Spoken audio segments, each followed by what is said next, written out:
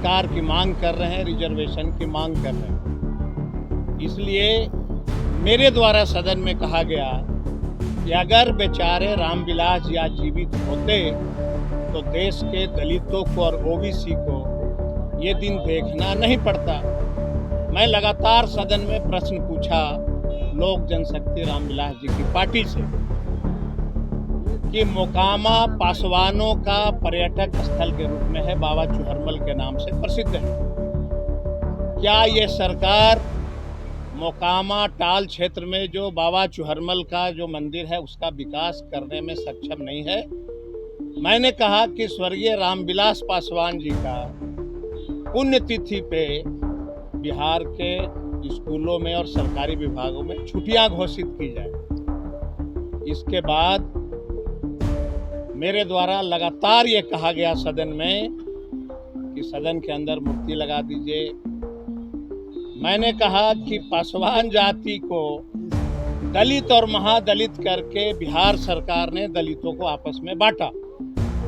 रामविलास पासवान जी को सबक सिखाने के लिए बीजेपी और जेडीयू ने पासवान जाति को दलित रखा और टोला सेवक और विकास मित्र की बहाली हुई।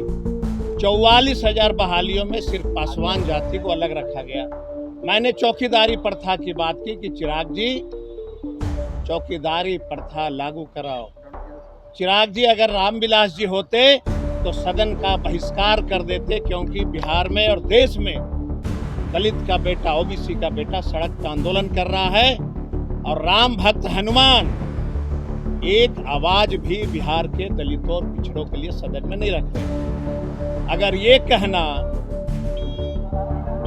कि रामविलास जी दलित के नेता थे, ओबीसी के नेता थे, हम लोग के लिए काम करते थे और ये प्रचलन रहा है हमारे के यहाँ कि अगर कोई जाने माने व्यक्ति, अगर कोई महापुरुष व्यक्ति धरती पे नहीं रहते हैं तो हम लोग उनको कहते हैं कि अगर बेचारे ये होते तो आज हम लोग को ये दिन नहीं देखना पड़ता।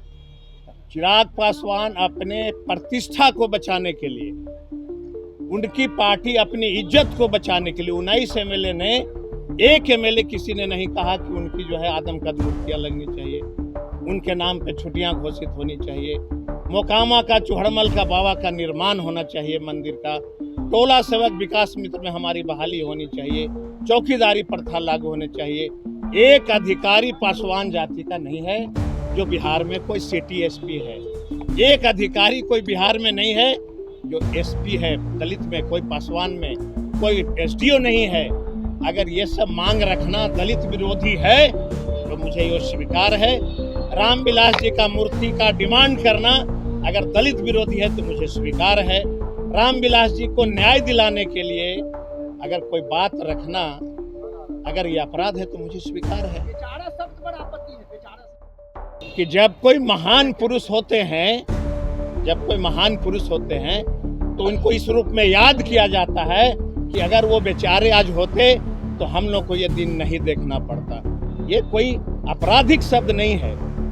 ये बड़े नेता को बेचारा कहना एक बड़े नहीं, आप कहीं डिक्शनरी में नहीं है। आपको मैं बता देता हूँ पत्रकार महोदय कि अगर कोई महान पुरुष धरती से चले जाते हैं तो अफसोस, उनको लोग अफसोस करते हैं कि अगर वो बेचारे होते तो आज देश का दलित और ओबीसी सुरक्षित होता है। ये शब्द है,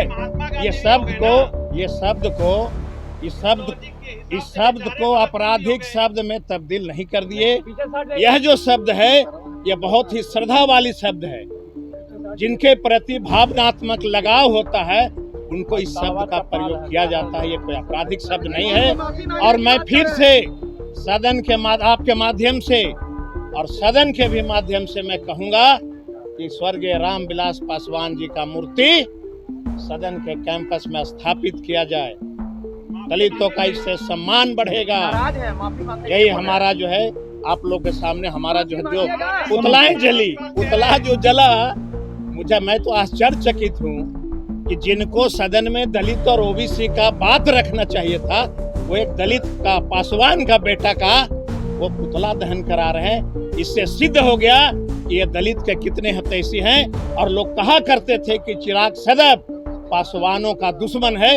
इन्होंने मेरा पुतला दहन करके आज देश में ये बता दिया कि वो दलित के हितैषी कभी नहीं हो सकता।